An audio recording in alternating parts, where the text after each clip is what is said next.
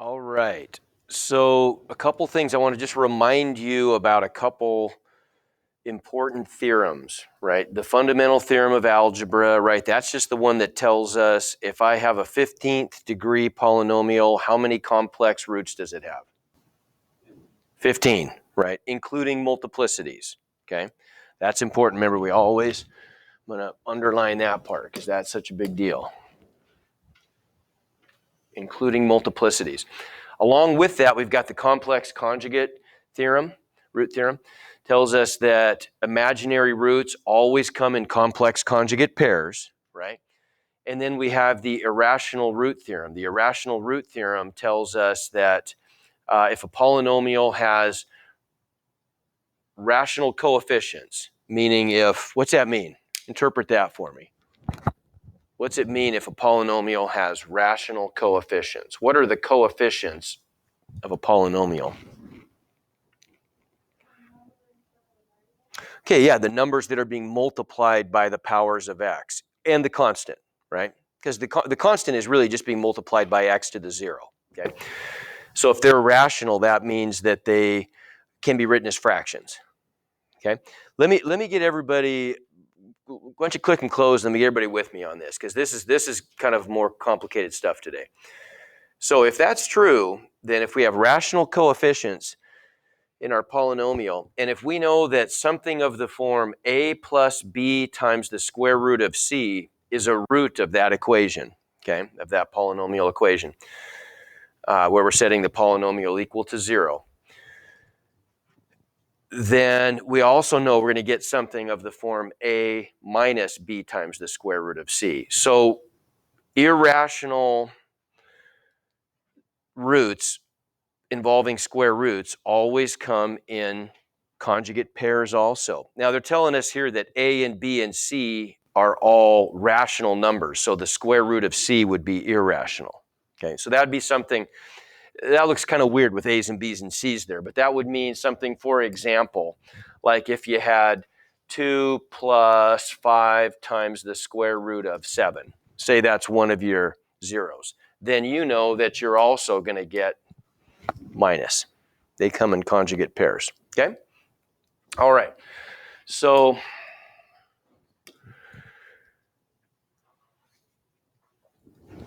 let's look at a couple problems then. So here we want to find an nth degree polynomial function. If that looks weird, nth degree just means that we haven't yet specified the degree of the polynomial, right? The degree of the polynomial is going to be the integer n.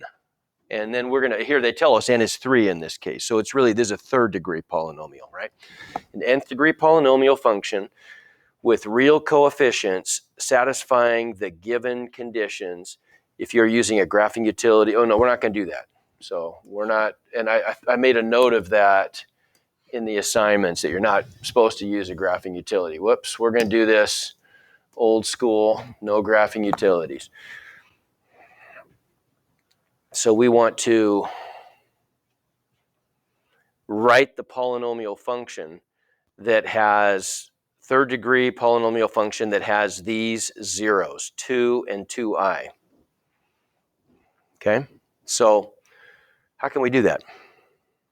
If we made a list of our zeros, we've got 2 of them here. They're telling us that 2 is a 0 and 2i is a 0. Any others?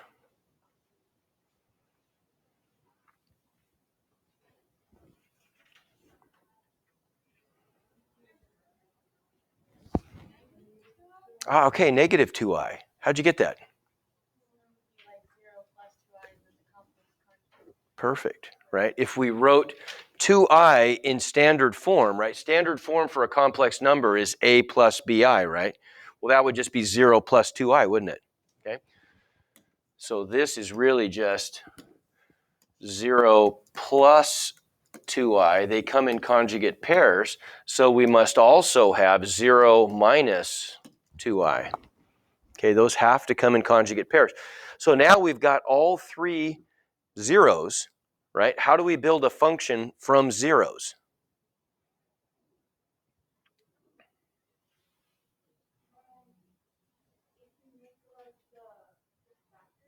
Okay, we'll use the factor theorem, won't we? Because zeros go with factors, don't they? So here we've got a list of zeros. We could turn that into a list of factors because factors and zeros are interchangeable, right? So we're going to get the factors x minus 2, right? The factor x minus 2i and the factor x minus negative 2i. So x plus 2i, right? Everybody agree? And then if I want to build the function from that, the function is just going to be the product of the factors, right? Everybody agree? Okay. All right, so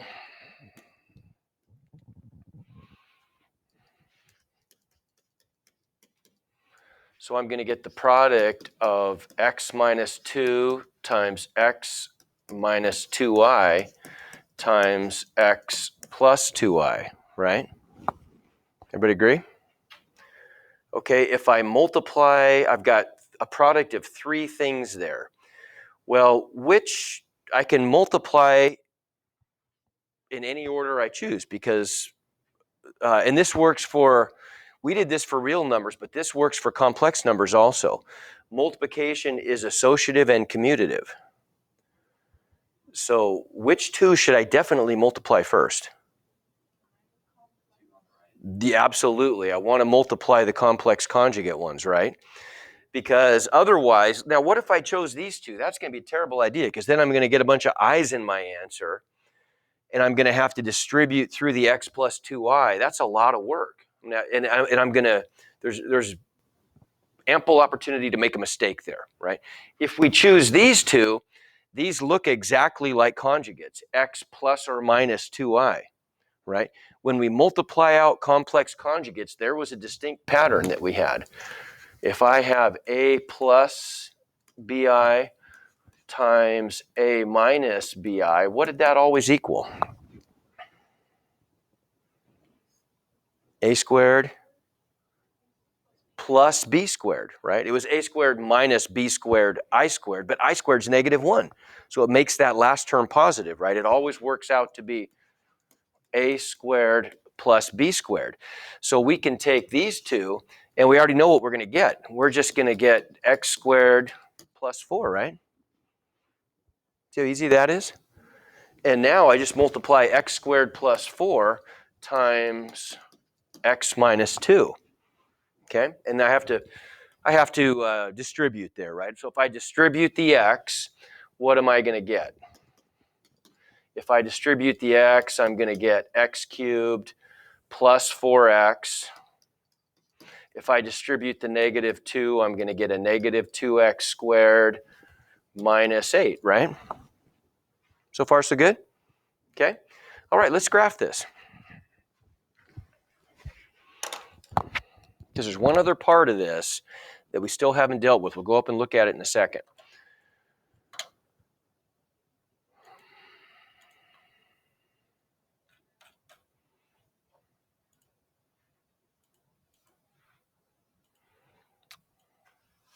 Okay, so I'm just going to call that f of x.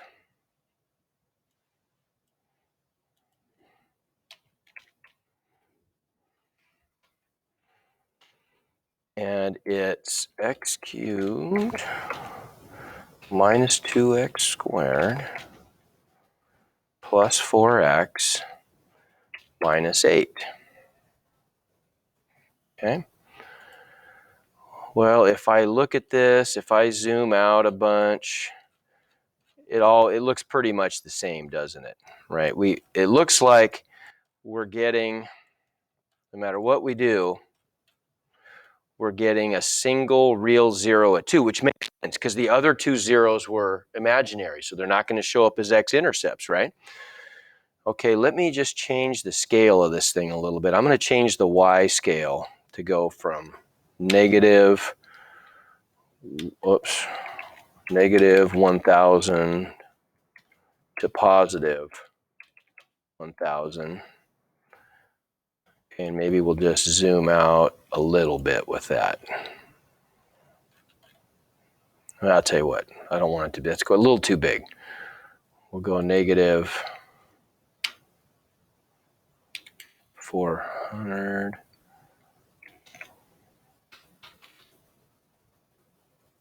to positive 400. How's that look? That's a little better.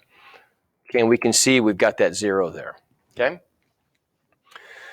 They want us here to do something else. We'll come back to that graph.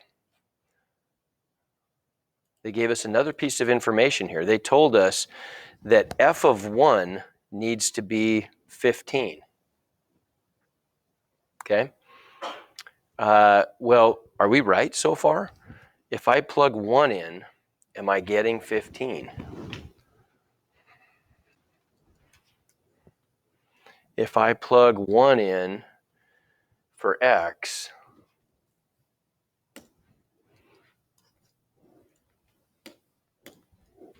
this thing's still recording, yeah. What's that going to give me? I'm going to get 1 minus 2 plus 4 minus 8. So I'm getting negative 5, right? Everybody agree? Well, that's not true. How can I make that true? I'm going to make a new function here.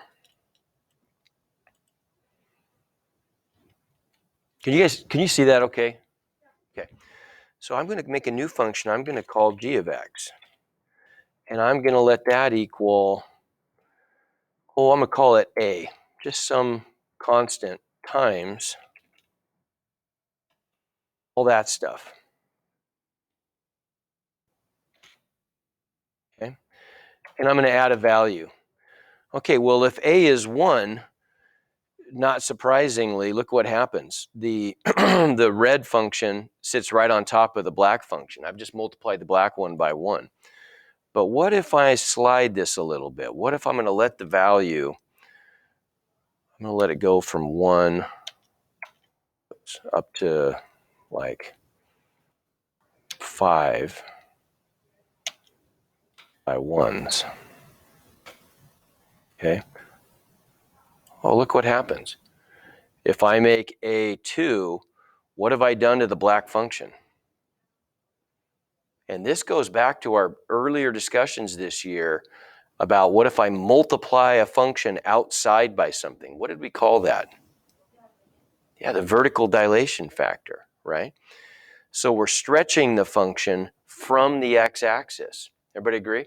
So if I look here, I see that, for example, if I went out to an x value of 3, notice that the value of the red function is twice as big as the value of the black function. If I go out to 4, same thing, right?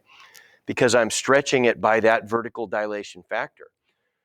Well, what point do they have in common, though? They have the same 0, don't they? Because the height of the function there is 0, and 0 times any dilation factor is still 0, right? So what do you notice here? If I stretch a function by multiplying by a vertical dilation factor, the zeros always stay the same, don't they? Well, the imaginary ones don't show up on the graph, but they do. It's true, they do. Yeah. Yeah, they stay the same also. Yep. And we can see that algebraically. That's a very good question. We can see that algebraically, and I'll answer that in a second. Okay. But I could make a as big as I want to. All it's going to do is stretch everything out, but it's going to leave the 0 at 2. Okay, so we want this thing to go through the point 115, don't we? So let's graph that point.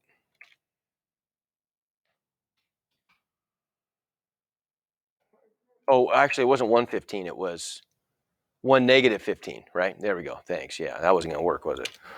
1 negative 15. And maybe let's zoom in just a little bit here. So we're going to go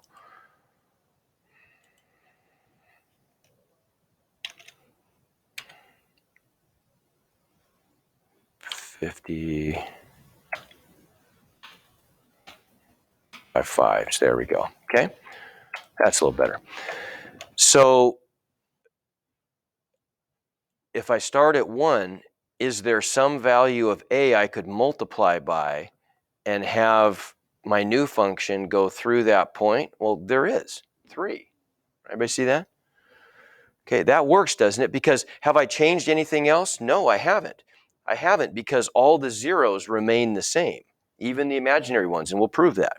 Okay, so I've just got to multiply out in front by 3 to make that happen. Let me take a picture. This is such a good picture. We need to memorialize this, don't we? So is there like a way to do that without using a graph? There is, and that's what we're going to get to. Yeah, because obviously we don't want to rely on Desmos, do we?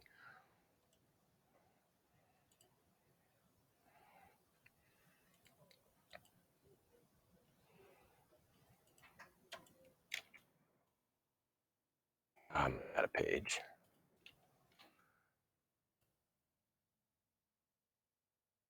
Oh, you know what? I knew that was going to happen.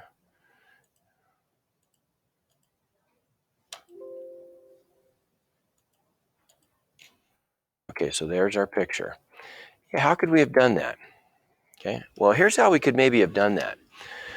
We could have just taken,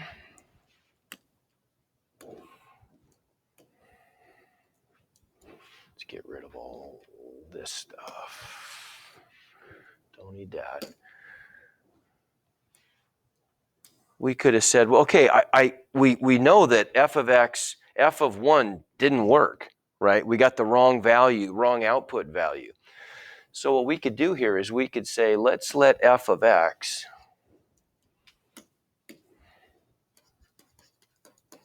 equal some constant, and we'll call it, instead of calling it a, let's call it k. It's going to equal some constant k times what we had. Does that change the zeros, right? If I'm going to take this thing and set it equal to 0, we should still get back those zeros, correct? Is it going to change those zeros if I multiply by k? No, because what's my first algebra step if I'm going to find the zeros? I can factor, but even before I do that, if I'm trying to solve this equation, which means find the zeros, right? If I'm going to work backwards, what's the very first thing you would do? Divide by k. Get rid of that, right? Divide both sides by k, because k is not a variable. K is a number. It's a constant. And we've always said you can divide both sides by k, right? Or by any constant. And that's a fair algebra step, right? We can't divide both sides by a variable or we lose solutions, but we can always multiply both sides or divide both sides or add both sides or subtract from both sides the same number, and it's always okay, right? Those are our rules of equality. Does that answer your question, Maria, then? Does this change the imaginary zeros? No, it doesn't, because we're still going to get the same factors out of this, aren't we? Right? Everybody get that? So then how are we going to find the value of k without using Desmos? What do you think?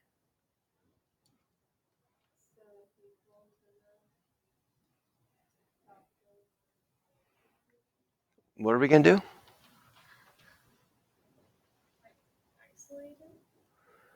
Yeah, we are going to isolate it, but how are we going to get a number value for k? Now think about this. This is, I want you to really focus on it, because this is a really cool moment in math for you. This is where you're starting to be able to make some connections between the questions you're asking and the steps that we take, right? What is the constraint here? In math, when we talk about a constraint, that's the limit. What's the limiting factor that's going to determine what k is? It's this statement right here, isn't it? Right? This is the one that's going to be, everything else, we didn't even need to worry about k until we got to that step, right?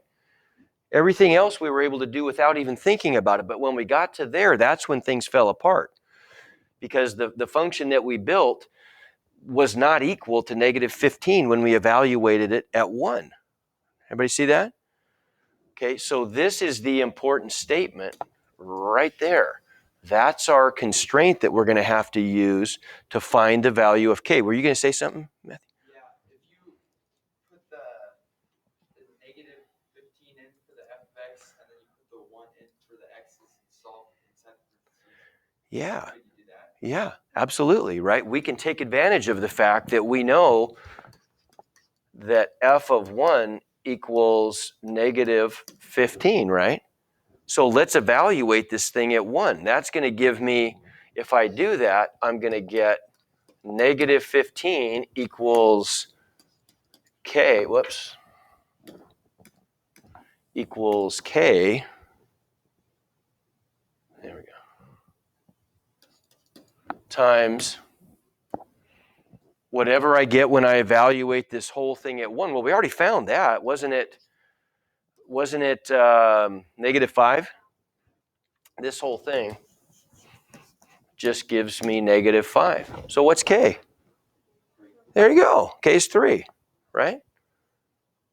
See the trick? Okay. Not really a trick, it's a step. Okay. So in, in calculus in a couple of years, we're going to call this a particular value. Sometimes people call it an initial value. I sort of object to that because an initial value in my mind should be the value at 0, specifically the value at 0. This is what we'd call a particular condition.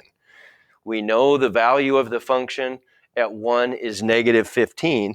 And so what that does is it picks out a particular trajectory of an infinite family of curves. This is stuff that we'll talk about in calculus. This is way, way, way above the level of algebra 2. But we can see this in this graph that we made. I'm going to go back to this. And I just indulge me here. I like to do this stuff because if you have a little bit of a prior knowledge, when you get to calculus, this stuff gets a lot easier, right? We could develop, we've got essentially by changing the value of, I called it A, with K or A, doesn't matter. By changing the value of A, I'm changing the function, right? So I could just graph a whole bunch of functions if I wanted to. I could graph a whole, we call that a family of curves, where everything stays the same, but one of the parameters is changing. If I change A, I'm just going to get this whole family of curves, and they all look somewhat similar because they're all cubic, and they all have the same x-intercept, right? And I'm just going to do this for a second. So what if I do that? What if I just graph like y equals, and I'm just going to copy and paste this a bunch of times.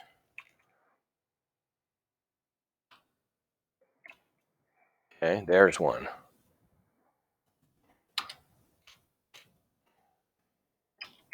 There's one.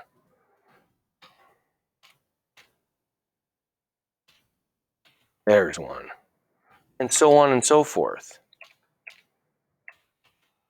These are just a few what we'd call trajectories of an infinite family of curves, because I just picked integer values of A, but I could have picked decimal values, or I could have picked any real number. It could have even been an irrational number. Yes, ma'am. Yes, well, right. So we have, what we're going to find is when we get to calculus, we're going to find that when we solve differential equations in calculus, the solutions end up being a lot of times not a lot of times, every time the general solution is just going to be an infinite family of curves, right? And they're all going to be related. But then if we want to find the one trajectory that meets our particular condition, we've got to do essentially what we just did, right? In this case, we want to pick from all this infinite family of curves that looks like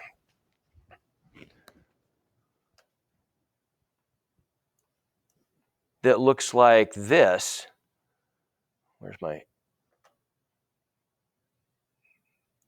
There it is. So this represents an infinite family of curves right here. K times that polynomial, because K could be any value, right? That represents an infinite family of curves. We want to find the one trajectory that does the orange thing, right? And so we did. We found the one trajectory that went through that point by solving for K algebraically, by evaluating the function at 1 and setting the value of K. Okay, that's called fitting the curve. Anybody see that? I mean, we're jumping way ahead, but I think you guys get this. I mean, I think you can see what's going on there. Okay? All right.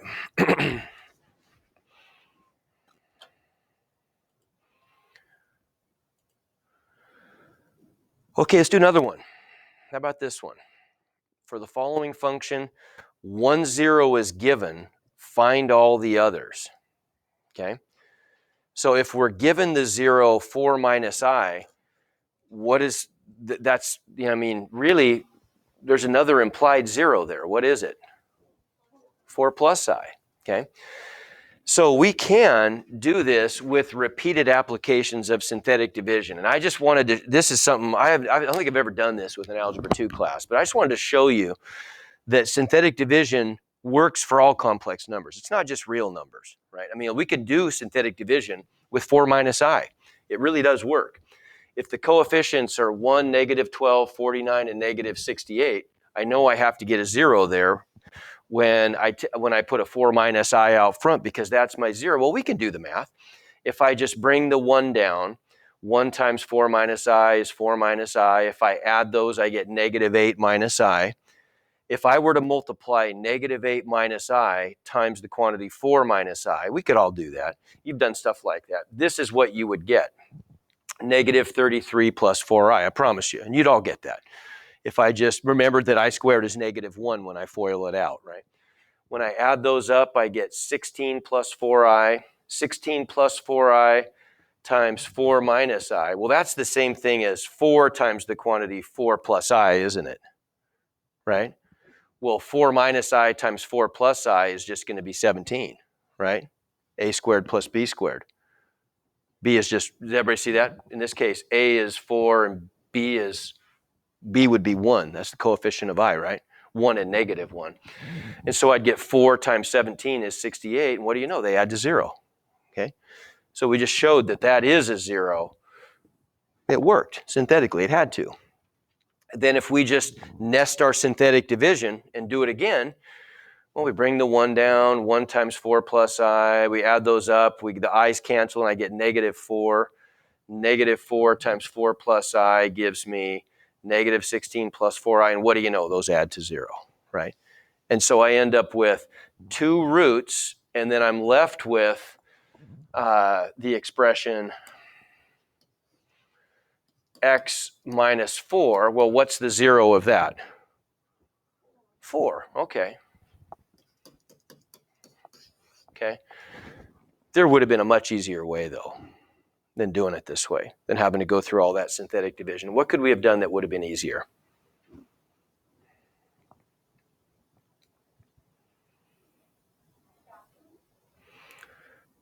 I mean, kind of. I'm not sure that's what I'm trying to get at, though.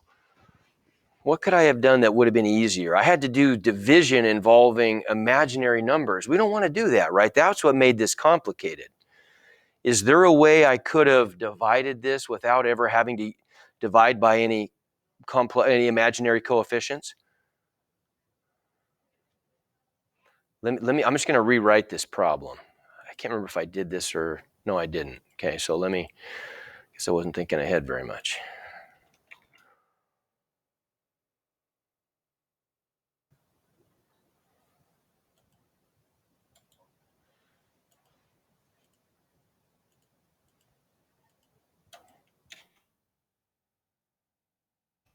So if I know, you already told me that if 4 minus I was a 0, right? If we're going to keep track of the zeros, there's 1. 4 plus I is a 0, right? So we know then that f of x, which is all that stuff,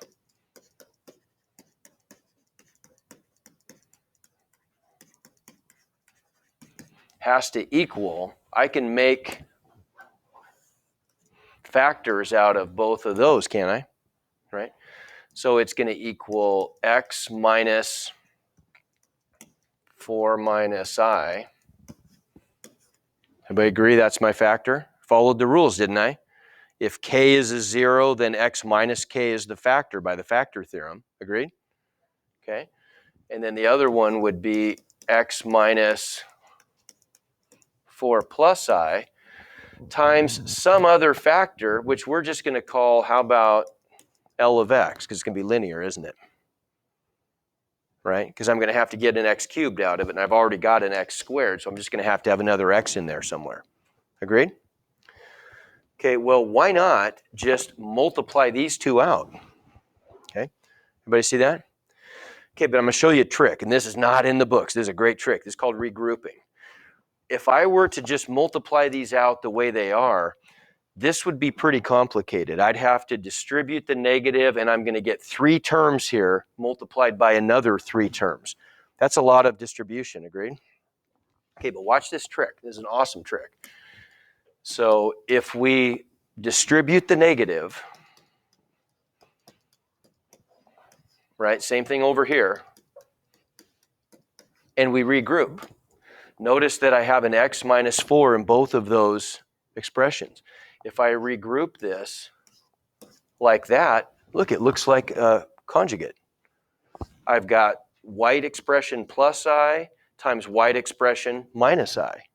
That's a conjugate pattern, right? In fact, that's a complex conjugate pattern. This is like my A, and my B is 1. Agreed? Well, we know that A plus BI times A minus BI is just A squared plus B squared, right? So look what we get then. We just get x minus 4 squared, which is easy, right? That's just A plus B squared. A squared plus 2AB plus B squared, right? That's an easy thing. We can do that in our head. Plus 1 times, we can't forget L of x out there, right? So this is just going to simplify. You guys can tell me, what is this going to be here then? I'm going to get x squared minus 8x plus 16 plus 1 times L of x equals that, right? Oops.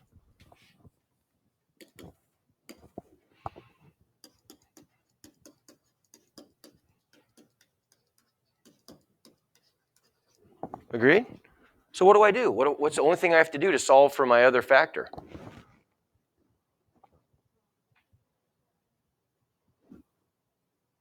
Divide, right?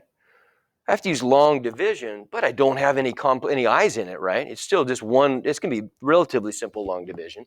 So I get L of x is equal to the quotient of x cubed minus 12x squared plus 49x minus 68 divided by that.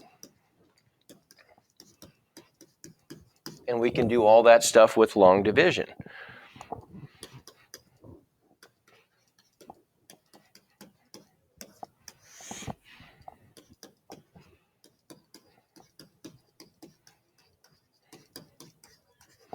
Well, x squared divides into x cubed how many times?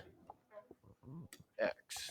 Okay, I distribute the x, and I get x cubed minus 8x squared plus 17x.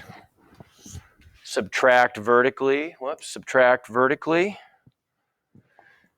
And I get those cancel. 12x squared minus negative 8x squared is, and then 49x minus 17x is what, 32x? And we already know what are we going to get next? A negative 4, and I have to get 0, right? I should do it to just check myself to make sure I did my algebra correctly.